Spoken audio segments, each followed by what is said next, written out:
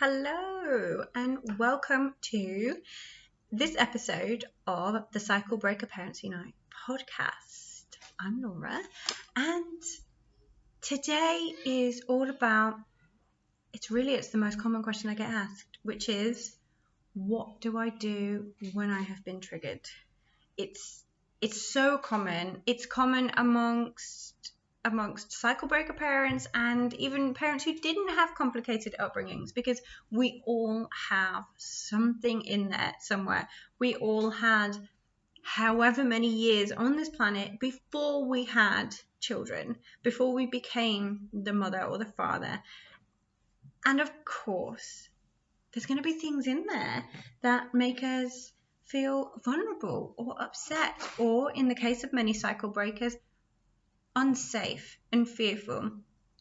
Because truly, at the start, I want to talk about what is going on when we feel triggered. So most often people think of it as anger, and they'll say, I just, the kids do this, or other people do this. It's not even always child related. Although I think the reason why people talk about it most, what do I do when I'm triggered and I'm with my children, is that we don't want to shout anymore. We don't want to raise our voice at our kids. We don't want to issue threats because we don't know what else to do, because we're not acting from our conscious brain at that point. When we've been triggered, what is going on? It's a feeling of unsafety. I don't even know if that's a word. It's a lack of safety. It's a feeling of fear. And it might well up as rage and anger and frustration, and it might well present as that. So often we think, I'm the really angry person, I'm the angry mom, I'm the angry dad. I shouldn't be responding from a place of anger. Anger is the word that comes up a lot. And it's not anger. It is at the point where it presents. But if we go deeper, which is always what I invite you to do, if we go deeper when we're in a place of safety, so listening to this podcast, walking around, or if you're watching the YouTube video version of this podcast, having a chill with a cup of tea or a drink, you can be thinking, what is it that is making me feel like that? More often than not, what it is it's our subconscious, our below conscious thought mind. It feels threatened. I talked about this in another podcast about polyvagal theory and about the levels of our anxiety responses, where we can be really calm and in the ventral vagal stage, or we can be in the sympathetic activation, which is what we all commonly know as fight or flight, or we can be the bottom of the well, which is dorsal vagal in polyvagal theory terms. And it's that point, it's the trauma response. It's where the balloon has popped, we have completely shut down, it's too much to take on. Now, if you're feeling that you've been put into that sympathetic nervous system activation, that means that there is some whiff of fear. A neuroception is what we call it in polyvagal theory. Something has, to use terms that real people use, something set me off. Something set me tingling. I just got this sense. Or overtly, the children are doing something which mirrors something in your background. So perhaps the children are lying to you or to each other or to other people. And that's upsetting because you were called a liar as a child, because you needed to be and wanted to be believed as a child and you weren't. This is a common story with cycle breaker parents. Or perhaps other people lied to you. Maybe you have horrible memories of a stressful divorce, say, with your parents, and people lied to you or covered up what was really going on, and you found out many years later, and you felt betrayed. Even in your childhood, you knew you were being lied to. This is also a common story, the being lied to or being called a liar, where you needed adults around you to believe you. So then, fast forward 30 odd years, you now have your own children, and your child, your 8-year-old, lies to your face. This is a developmentally appropriate behavior. Kids learn about the world, and one of those ways is by telling truths and untruths. Children start as early as age 2 with holding eye contact and poking something or doing something that you've asked them not to.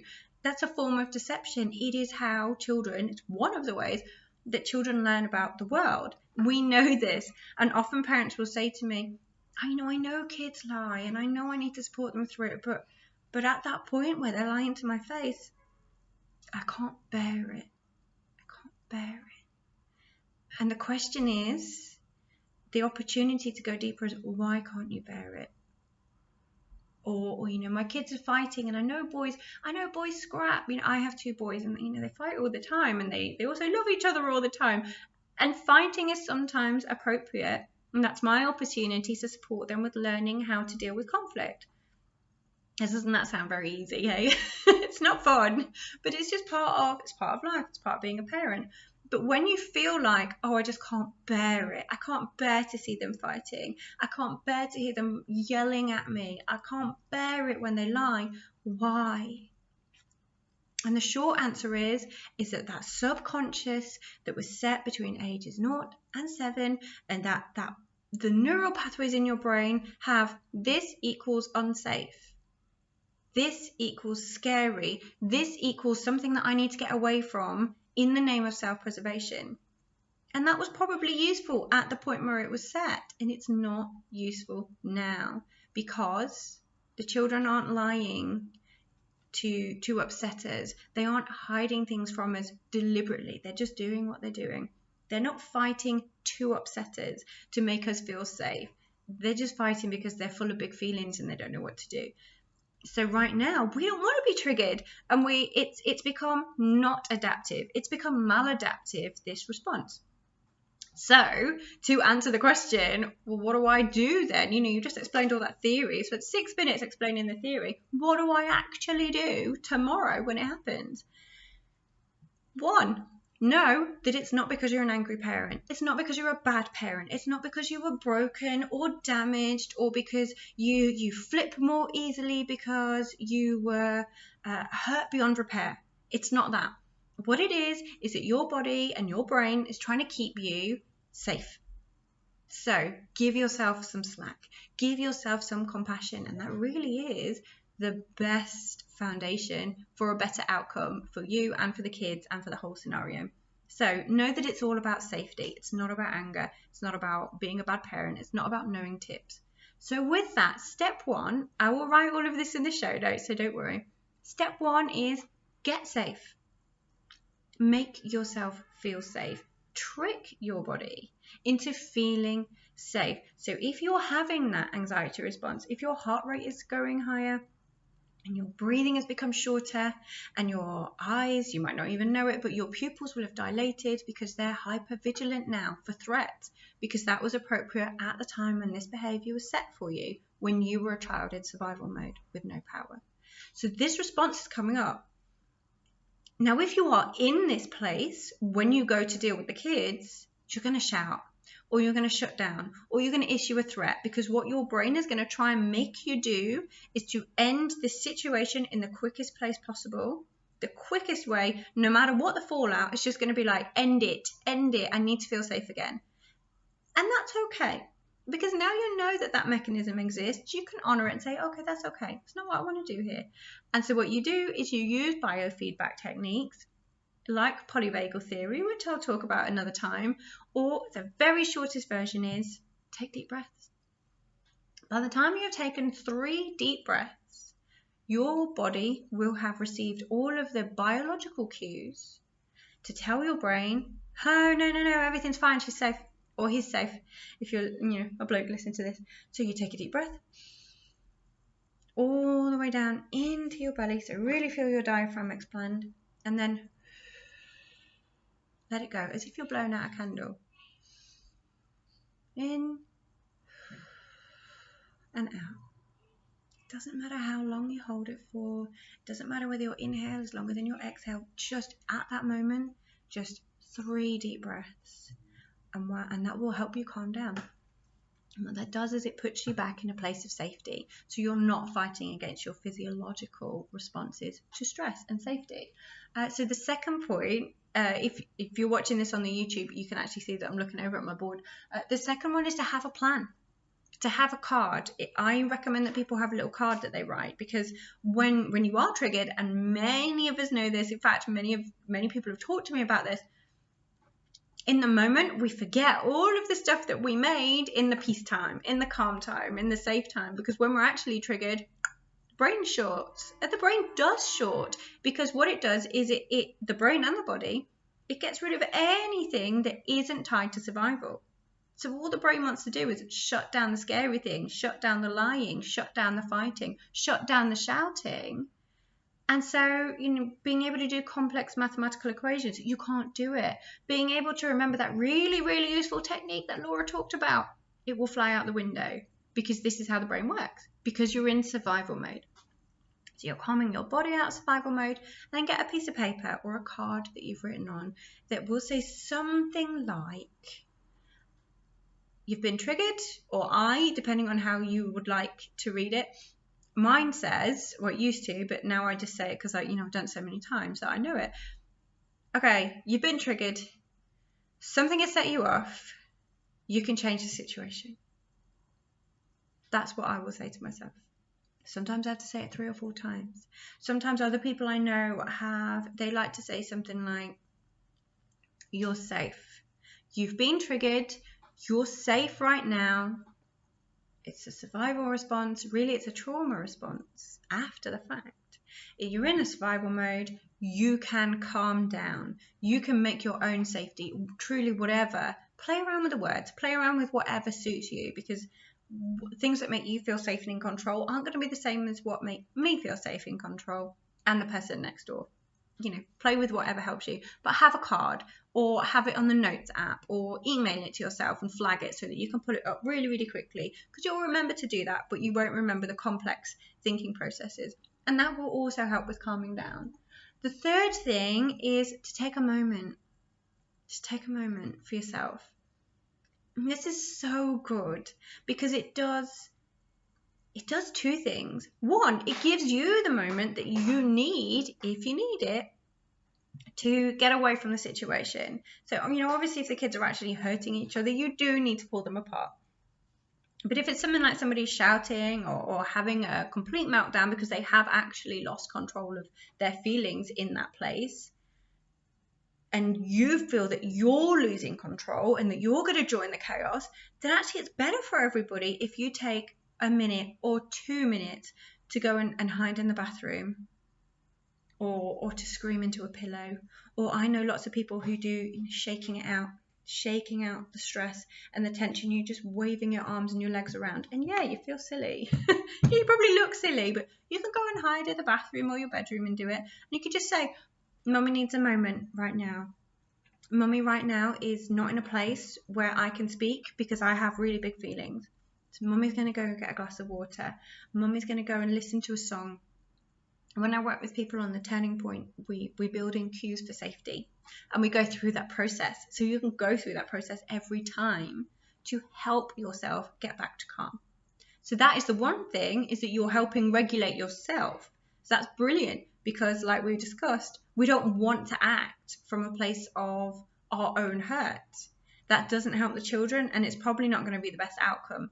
Because when we act from a place of hurt, we say defensive things, we say angry things, we say things that we later regret, or we say it at a very, very loud, scary volume that we later wish we hadn't.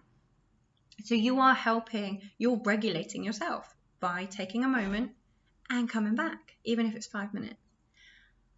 And here's the really great thing, is you are modeling this for your children.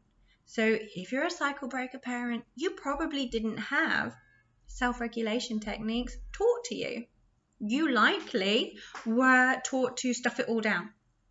I would really imagine, and many people have heard this, were just told either it was belittled and they were told that their feelings were ridiculous, so they weren't seen.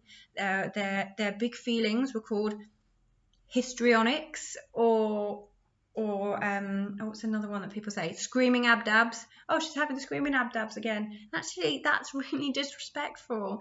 And that's the sort of thing that people say when they don't know themselves how to deal with a child's big emotions and how to deal with their own. So they will use dismissive vocabulary. And if your big feelings and your emotions, which were appropriate for your age, because they're always appropriate, your feelings are always appropriate, and you weren't supported through them, if you were belittled or you were told outright, we don't have time for this, or no, you don't behave like that, and you were taught to stuff your emotions down, well, you're learning it now. That's not weakness, that's power, because you're doing an amazing thing. And through doing it overtly and honestly and bravely in front of your children and saying, look, I'm sorry, what's happened here is that one of you has told a lie, or you've shouted and I've got really upset and I'm not ready to talk yet. I'm not ready to do the problem solving bit. I need to take a minute and I'll be back when I'm a bit calmer. This is how you teach it to children. This is how you teach your kids not to explode, not to be triggered in their future. This is powerful cycle breaking. So in taking a moment for yourself, you are gifting that knowledge of how to regulate yourself to your kids. And then 5, 6, 7, 10, 20 times later, they will do it too. And then when they grow up and they leave your home and something really, really upsets them, you will have broken the cycle for them, because more often than not, they will be able to say, do you know what, I can't deal with this conversation right now, to their husband, wife, partner, child, or work colleague. They will be able to say, do you know what, I'm not in a place to deal with this right now. Please excuse me, I'm going to go and have a moment and I'm going to calm myself down. You did that. This is what you do when you take a moment. So take that moment. You need it, you deserve it, and you are being a great parent by doing it. You're not letting them down by stepping away for a minute. You are raising them up by showing them how to raise yourself up. That's wonderful. So quick recap. So there's get safe by taking deep breaths, or if you know about things like polyvagal therapy, polyvagal theory, you can use those techniques. Deep breaths is a great place to start. The second is have your plan, your sentence, your mantra, if you will, that you always say to yourself. Something that acknowledges, I've been triggered, I can get through this, I know what I'm doing, I am safe. One of those things, or a combination thereof. 3 is take a moment if you need it. And then later on, so then once you've taken a moment, you can go back in, you can use the skills that either I've taught you, or that you've got from a book, or that you've created yourself. Cycle breakers are nothing if not creative. I love it.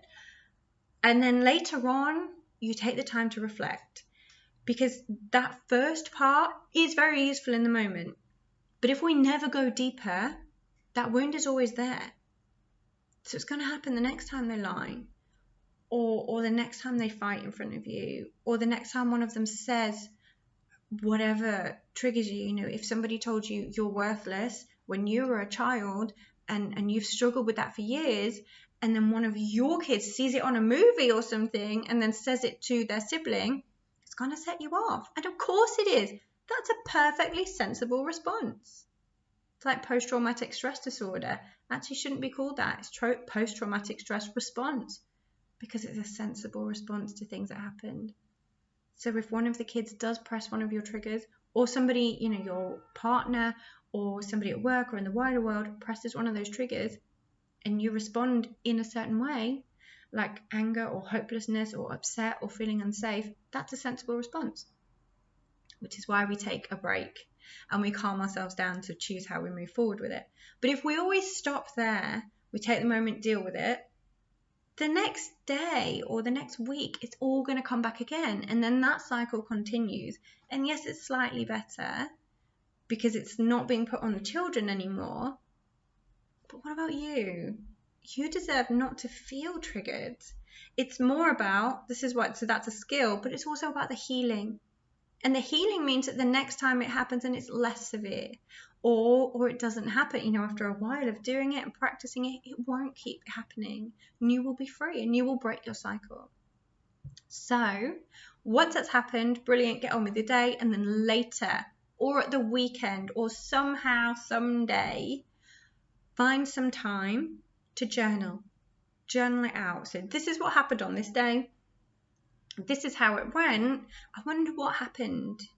I wonder what the deeper thing was. I wonder what the trigger is. I wonder what the wound is that was poked. It's not fun. I know it's not fun, and I know it takes strength and courage. This is why I love working with cycle breakers, because How can you not respect cycle breaker parents? You're incredible. You are incredible and brave and powerful. You didn't ask to have to do this work, but you've made a conscious choice to say, do you know what, it stops with me. I'm not passing this down the generations to my kids. My kids deserve better, just like I did, and I didn't get that. And it stops with me. So you spend some time, and you can ring a friend, a trusted friend who gets it. You could message me through the Facebook group, or you could, maybe you have a therapist or a coach. Doesn't even have to be me, but I want to get the message out to as many people as we can. Or a really, really great way is just to journal, just a free write on what you think it might have been at the root. And then when you've worked out the root, if it's something like, oh, they said I hate you, and that was a real trigger for me because I remember being told that by my sibling, or I remember being diminished in that way that one of my kids did to the other. I remember that, and it set me off. Or it was just a volume because I remember my mom or my dad shouting at me, and so my 10-year-old shouting at me just took me back to that place. And then you can start to use things like Ho'oponopono techniques. We're on number 4 now. So we have get safe, have a plan or a card that you read, take a moment for yourself and model that. Later on, we journal and we talk it out. We try and work out what the root was. You may be okay to do that yourself. You may need support. Number 5 is to release the thing. Doesn't that sound so simple? This sounds like a very simple process, and it is. It really is that simple. But simple is not the same as easy. Using things like Ho'oponopono, which is a restorative justice practice. I know other people have prayers that they say. People who paint dandelions, or they go and they dance it out. Truly, it's not really my thing, but maybe it will be one day. But some way of letting it go. Ho'oponopono consists of, I'm sorry, please forgive me, thank you, I love you. Again, it sounds simple, but when you go through it in a meaningful process, it's very, very powerful. I'll do another podcast on that another day. So you let it go. So you get into that wound, you find what the wound is, you have to feel it, and then you're able to let it go. Sometimes it takes one go. Sometimes it takes 10 goes, but you have that time. You're going to be alive that time anyway. So you may as well face it and move forward a little bit and a little bit each time. Sometimes you're able to do it yourself. Sometimes you need and deserve a therapist. So the last one, number 6, is seek support if you need it. If you've gone through all of those processes and it's worked and you found some immediate relief, and then you've managed to go deeper yourself, and it might have been uncomfortable, and you got into that wound, and then you did the Ho'oponopono practice, and you let it go, and I feel great. That's brilliant. And other people aren't going to be in that place. And if you're in that place and you're trying and it's not working and you can't let it go, or you can't work out what it is, or maybe you kind of have that inkling, it's on the edge, the periphery of your mental vision, you kind of know what it is, and you're just a bit too scared, nervous, full of trepidation to go there on your own, don't go there on your own. This whole thing is about intuition and compassion and no blame, no judgment, love for yourself and for this process. And if you feel like it's a bit too scary to go there on your own, don't go there on your own. Find a therapist or a coach or a supporter or a mentor. Like, I do the coaching and the mentoring. You can have somebody in your corner, and that's not weakness. Oftentimes there's still, and it shouldn't be, but it is what it is, there's still a bit of a stigma around seeking support, seeking coaching, seeking a therapist to change things. I see it in a different way. I see it as a really powerful person making a decision to make a change and to look after themselves. I see it as a strength. I see it as an amazing thing. And it's a gift to yourself. You deserve support to get through this so you're not holding on to a horrible, painful rock of wound. And you can do that. It's available to you. Is it fair? No. Should you have to do it? No. It is what it is. I know I'm being a bit flip there, but it is what it is. And so we have that choice where we repeat the pattern. I say this, as you know, many of you, as a cycle breaker parent myself, we have it's like the crossroads, isn't it? Once you know you have that crossroads of, well, you either unconsciously repeat it with a bit of a twinge of, I know that I'm repeating it, or you consciously walk the brave path of sort of getting deeper and solving what it is and healing it. Ultimately, you will be, I don't like the word happy so much, you'll feel more at peace, and your relationships will be more peaceful, and the way that you deal with your children's behavior will be more peaceful. It's a lot of wins, and yeah, you got to go through the work, and it's so worth it, and it does get to be quite fun. It gets to be a bit of a game. So last time I'm going to run through them. Get safe. Have a plan or a sentence or a card, a thing that you say to yourself. Take that moment that you need.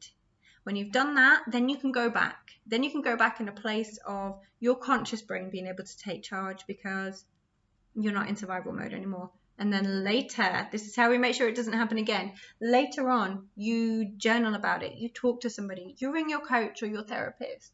Later on, you do, once you've worked out what the route is, you do your Ho'oponopono or whatever practice you prefer, and you let it go. You let go the initial memory.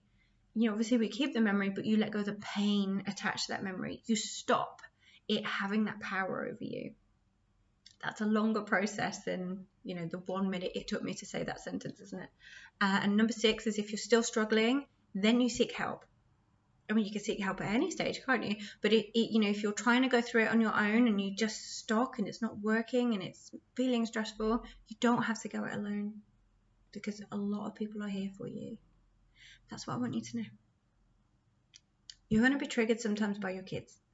If you're a cycle breaker, pretty much definitely. If you're not a cycle breaker and you had a really lovely childhood, you're probably still going to be triggered sometimes by your kids because this is life, and you had experiences, and none of us have had purely, completely, 100% lovely experiences in life, have we? There's always going to be something in there.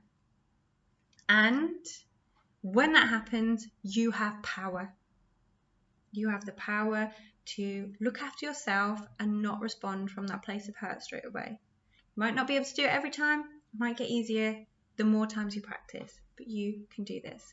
I'm in your corner, and I have so much respect for you.